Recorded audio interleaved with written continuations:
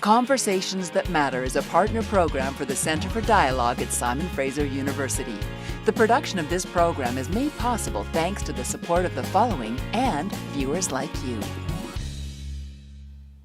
Last week, we had two compelling conversations about Site C. The first focused on the claims from two Treaty 8 First Nations, which are fighting the construction of the hydroelectric project based on infringement of their treaty rights. And the second conversation was a compelling look at the numbers. Do they add up? This week, we are releasing a conversation that we recorded at Site C in April of 2017 with then BC Hydro CEO Jessica McDonald about the rationale behind the building of the massive hydroelectric project. Ms. McDonald had that conversation with us on the basis that it be embargoed until after the results of the election were final. Here now is that conversation. Jessica McDonald, thank you for inviting us up here to have a conversation that matters about Site C. It's great to have you up here, Stu. Thanks for the opportunity. So we look at Site C, which has been in the process for a number of years, and every few months there's another group that comes along. They build a camp outside of head office. There's reports that come out of UBC, one group after another saying, nope, there's problems with this project. With all of that discussion that's going on around, is Site C the right project? Why are you building this? Right. Well, I mean, it's a great question. And it's a big project, right? It's one of the biggest projects that's been undertaken in the province. There are a lot of really important choices behind the project. I think it's important that there's debate and discussion, but it does get to a point where, you know, people do get confused. So why are you even building this project? Because all I hear is, you know, is criticisms or detractions from the project itself. And what is important to know is that BC's energy needs are expanding, right? Obviously, we've got population growth. We have an economy that is reliant on having reliable, low-cost electricity, and there are choices that BC has made that we have clean energy as well. All of those things point to certain inputs when you make the next big choice for the energy supply for the future of the province. We do have significant population growth projected for BC. You've heard the numbers, you know, 1 million more people in the next 20 years. So there are givens in terms of the energy demand that we need to plan and build for in the province. Of course, the economy has fluctuations in it, and industrial demand for electricity is a key part of our electricity supply and planning for the supply. And so there can be fluctuations in terms of what the short-term demand is at any given time. But for British Columbia at this point, we need new energy supply to come into the system within about 10 years. And we plan the system from two different perspectives. We plan for the electricity supply that needs to be available over the course of a year. We also plan for the storage that's needed in the system so that the electricity can be available at the time that it's needed. So for example, in the coldest winter months, or when we do have a ramp up of industrial needs, we have to be able to call on the energy at a given time in the system, and that means you have to plan so that the energy is available when you need it, not just generally available in the system. Site C is the next big project to bring in the electricity so that we can be self-sufficient as a province, so that we can have clean electricity supply, and so that the electricity will also be available when it's needed. There are suggestions, however, that the numbers would say that we don't need that extra power now or in the future. The system is planned through two different lenses. The electricity that generally is needed for the demand that we foresee, but also that the storage is there so that you can draw on it whenever it's needed. Those are two completely different formulas for what's needed and what is possible as an option to supply the electricity in the system. When people say out there, when you see these reports and proclamations that electricity, demand, doesn't warrant a big project like Site C, Generally speaking, the kind of references that they're making are statements, for example, that demand has been flat over the last 10 years. You hear that a lot. Yes, you do. That is a misstatement, first of all, but it also presumes that we would have another global economic recession in the next 10 years that would cause the next 10 years to look like the last 10 years. So it's a bit of a throwaway comment that leaves people confused. I also say, I started off saying it's simply not true. We were seeing growth of about normal growth in electricity demand of about 2% per year until we got to the 2008, complete global recession. That was a normal trend line. And then of course we had a massive dip as we saw the economy get dramatically hit. But over the last 7 years, we've seen 5% growth again, and things are picking up again. And we expect to get back onto a normal trajectory of about 1% growth year over year.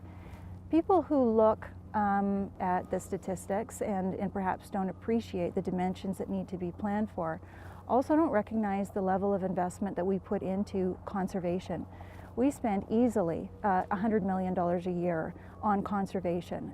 That's an easy number to use. There have been many years when we've spent much more than that, and we'll continue that level of spending out into the future.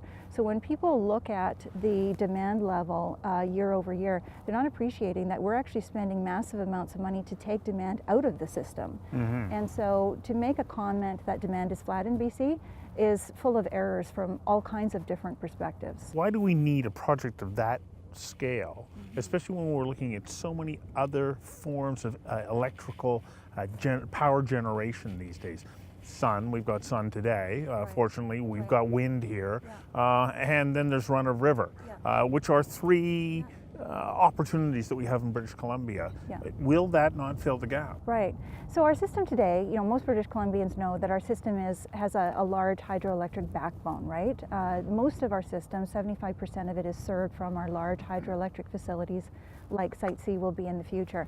25% of it, though, and that's a really significant percentage, is supplied today by what we call IPPs, independent power production, which is a real mix of run-of-river and wind and some solar, biomass, and that's a really important diversification that we have in the overall system. But at this point, it makes up a full quarter of the electricity supply.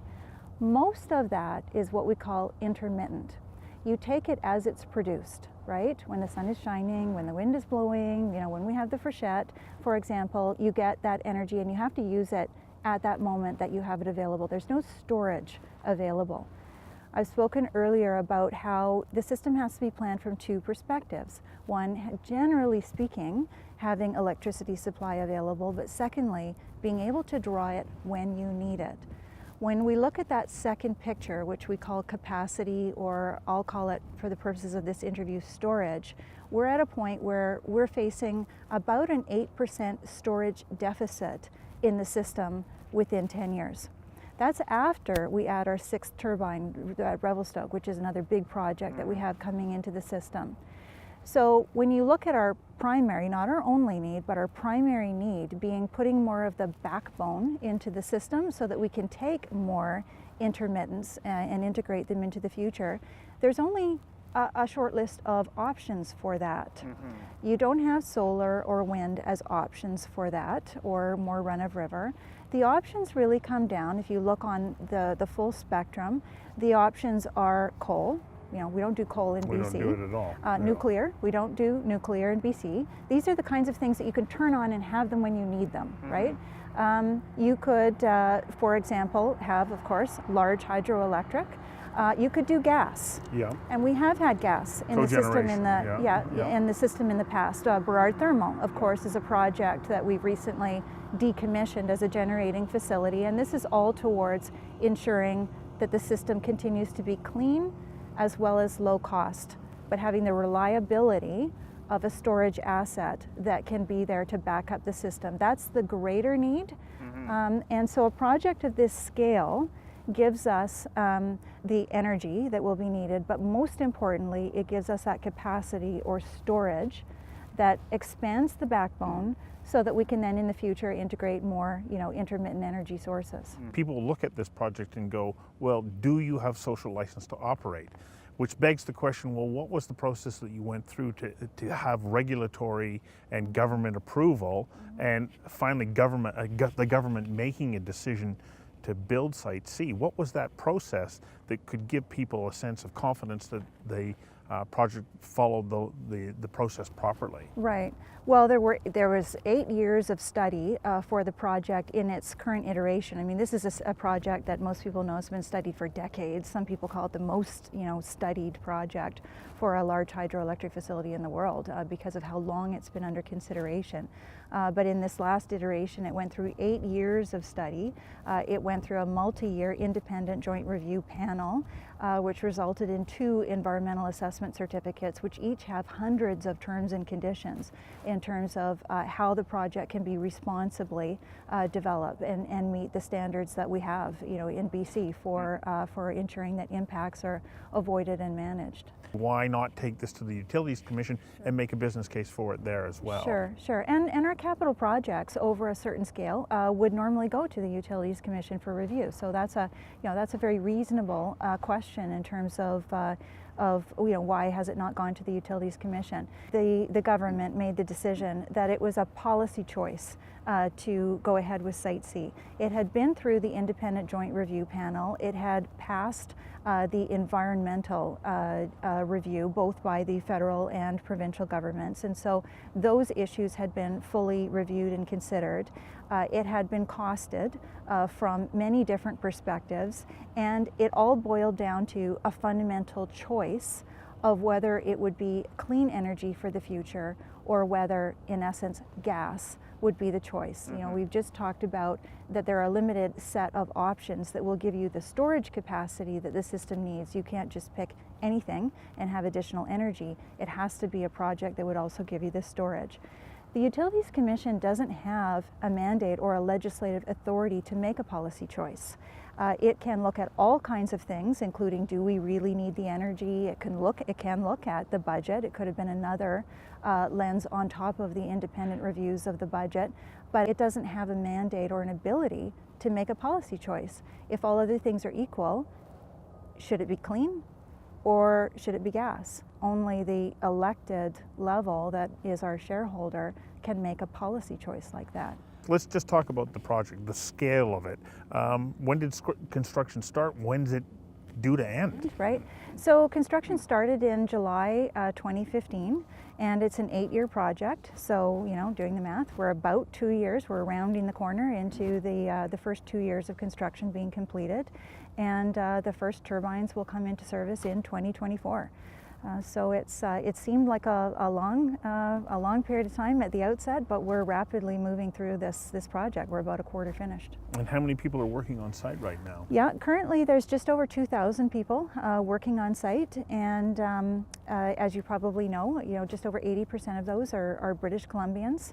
All the rest, but for a handful of very specialized technical experts, 3 I think, are Canadians, and the project has actually turned out to be a very important job creator for not just BC, but in particular this region that's been very hard hit by the downturn in oil and gas, which nobody was predicting at the time that the project was approved. What about your commitment to hiring First Nations? Yeah, so we have a number of agreements with local First Nations, and we continue to talk with others. We have about 200 First Nations individuals working on the site currently. We have over $100 million worth of commitments in terms of procurements and business opportunities. But for First Nations companies, yeah. The First Nations communities, and then in addition to that, with the large contracts that we've let, there is a requirement in those contracts that there be business opportunities for First Nations as well. That's separate. We were just touring the camp, and you'll remember that the medical facility is a joint venture opportunity with the Halfway River First Nation. There's been First Nations people working, going through courses and training and working in other parts of the lodge in the camp. So it's been an important focus that there is not just economic opportunity for businesses and individuals through the project, but there's also capacity building that can be then leveraged into the other industrial opportunities up here. So let's talk about a couple of concerns that have come up over the past few months. Some is bank erosion, and that, you know, BC Hydro has been held to task on that you have to do a little bit more of mitigation on erosion and so on. Where are we at with that, and what happened? Well, this is a massive site, as you can see, and we're in the portion of the project now that is we call main civil, which is all about moving dirt. The project is essentially involves what we call laying back the banks and then re-engineering them so that they are fully stable and suitable for the surroundings of the dam. And so the amount of material that needs to be moved and done in a responsible way so that the earth is not shifting and then is available for reuse in certain areas of the site has caused, you know, significant ongoing challenges in terms of erosion and sediment control.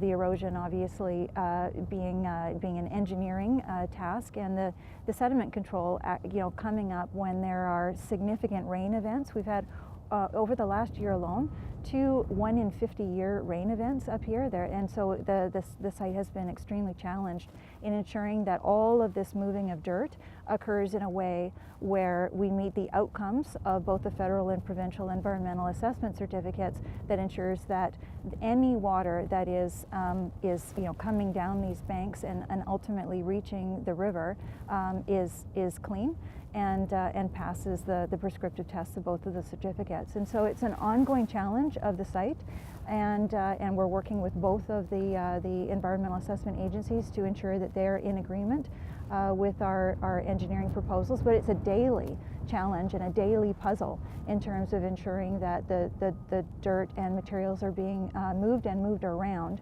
in a way that can sustain the water that moves over the site at the same time. But you're confident that you can meet that challenge? Well, we have to. First of all, we're absolutely committed to meeting the terms and conditions of both of those environmental assessment certificates, but we have to. That is part of the project's requirements. A successful project, from my perspective, meets 4 touch points. It is environmentally sound and meets the standards that we're held to. It's a safe project where workers, you know, get home safely every day, and that it is on time and on budget. All 4 of those requirements are, from my mind, what defines a successful project. No matter what you do, you are going to back up water. You're going to create a reserve here, and a reservoir, and it is going to have an impact. And we know that there are families that are going to be displaced, and there's going to be farmland that's displaced. Is there any way that you can reduce that or mitigate that would meet, you know, a public approval process that is different than where we're at right now? Yeah. I mean, it's a tough issue when it comes down to the impacts of the project. Every project has impacts. There isn't a project that could be proposed for energy supply that doesn't have impacts. The impacts of this project have been fully reviewed, right? And the decision at the end of the day, with both of the environmental assessment certificates, looks at the sustainability of the project and whether the choices are merited. It is tough when we talk about local impacts, and in particular impacts on individuals and families, as you talk about. And there are landowners that we have negotiated with over the years to ensure that we're acquiring the property that's needed for the eventual full project. And at the end of the day, there have been some, you know, very tough measures that at the end of the day were taken to arrange a acquisition of the property, and there have been you know, some families who have been displaced, and that's a tough part of the project. But that is part of the process. Yes, it is, and it's all being part of the transparency of the project as it's been studied and reviewed as well. We also, even though you have a commitment to working with First Nations in the area, there are still even legal challenges or people attempting to legally challenge this from First Nations in the area. How do you work through that?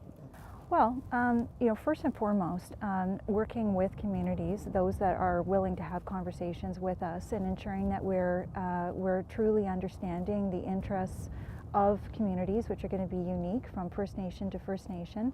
We have numerous agreements with First Nations up here that are impacted by the project, and I'm pleased with the level of agreement that we've been able to reach, where we're able to specifically tailor the interests and concerns of the community with the measures that we can take with respect to the project. There are 2 First Nations that have legally opposed us in court, and I respect that. I respect the positions that they have taken and the interests of those communities. I would like to be able to have conversations to see whether or not we can work through those issues. At the end of the day, those matters have been heard by courts and to this point have been dismissed in each case, and that's what the judicial system is there to do: take an impartial look and decide on the facts of the case. So you have said in the past, and the government has indicated, that this will be the last major dam built in British Columbia. How do we have assurance that that's actually going to happen? Because legislation can change.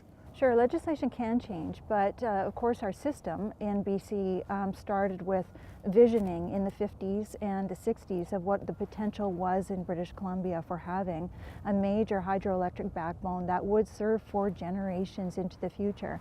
Site C, for example, is an asset that will serve for at least 100 years, and we are currently refurbishing the earlier parts of the system that were built decades ago to ensure that they can continue to serve for 70, 80 more years in the system. But there is a finite set of opportunities to build major hydroelectric facilities like this, and yeah, a decision was made by government many years ago that this would be the last. And that could change in the future from a desire and interest perspective, but the lands themselves are no longer, fully being held and reserved for future hydroelectric opportunities. The reserve on those opportunities? Allowing those other potential sites to now be used for other purposes. So the likelihood of being able to put together a project of this scale in the future? I don't believe there will be another opportunity after this one. Thank you very much for this. Thanks, Tim. It's informative, and it's a conversation that I wish that could go on even longer. Thanks for the opportunity. Thank you.